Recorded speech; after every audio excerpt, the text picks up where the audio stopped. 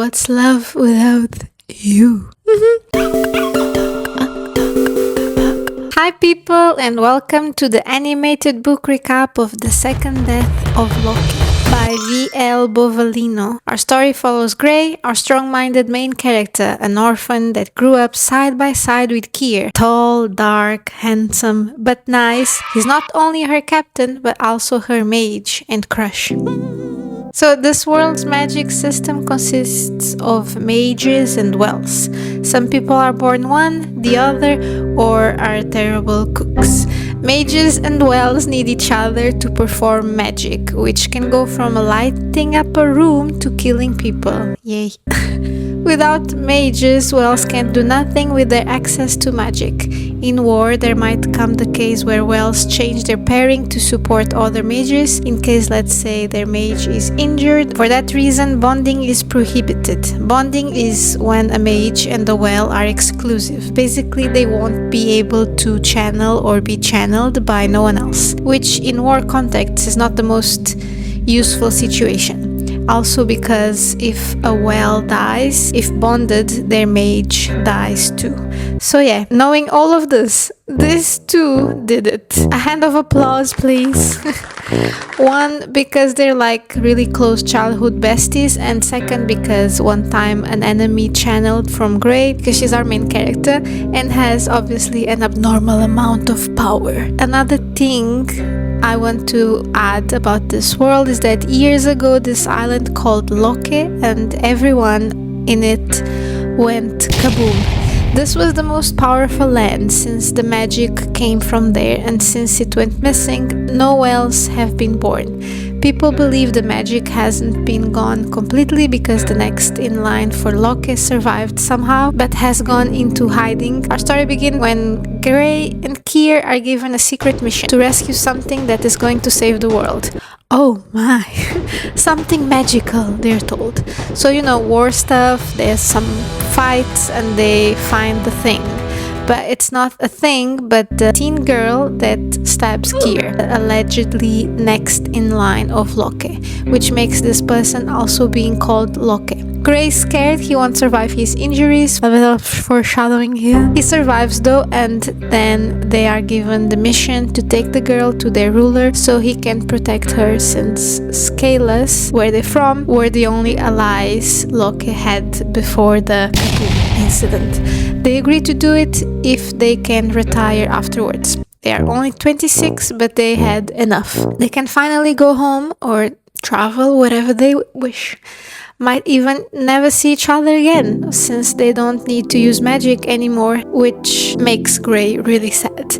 She's an overthinker, by the way. So off they go, with their team that consists of Brit, Mage 2, Ola, a well, and Aaron, a normal guy with terrible cooking skills. They get attacked a couple of times, one of them quite badly. Grey and Brit are separated from their well and Mage respectively, which is very dumb, if you ask me. Why did they accept to do that, knowing that they are bonded? But, you know. And then Brit asks Grey to channel from her, but she can't. She's bonded to Kier. Celas, the supposed Locke, comes to the rescue since she is a well, untrained, but still a well. They survive, but the truth of the bonding is revealed, which makes the team upset, but then they move on. Now, at this point, we all have been introduced to yearning, like the concept of yearning. We all know Mr. Darcy hand movements.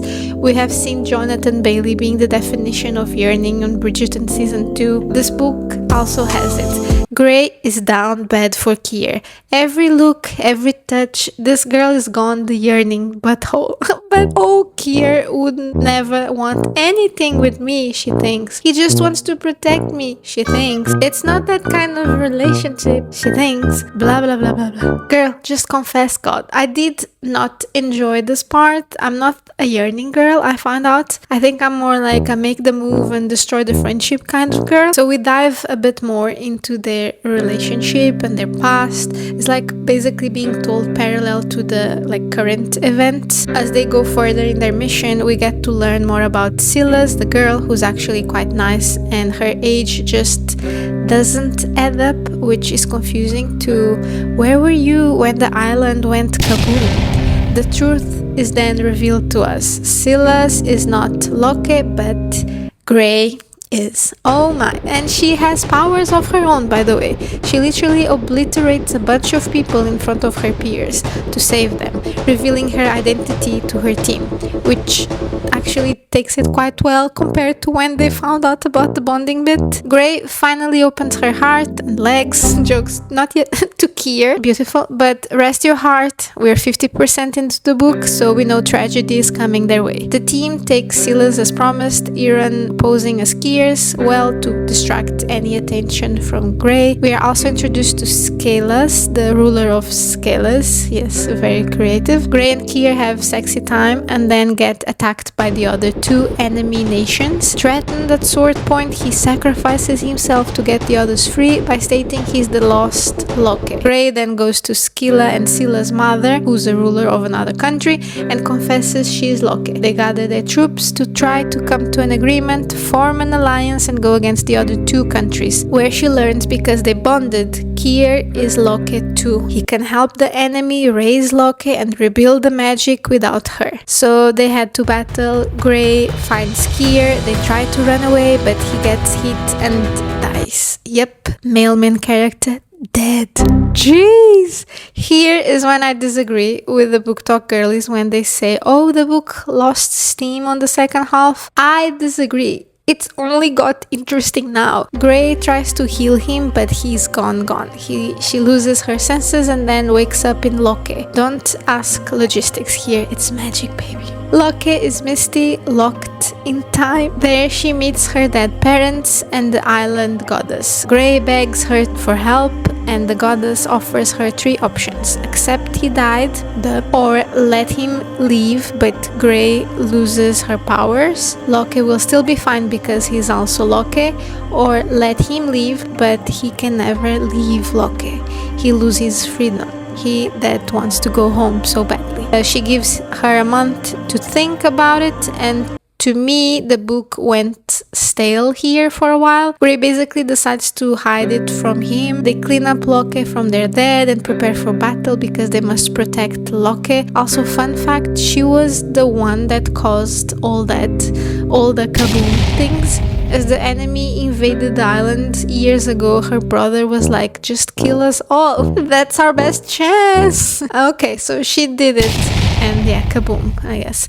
Kier ends up finding out the deal Grey had with the goddess. They have a fight. Grey wants to give away her powers. Kier wants to give away his life and his freedom. Take whatever. Then they make up the famous lines, "What's love without freedom?"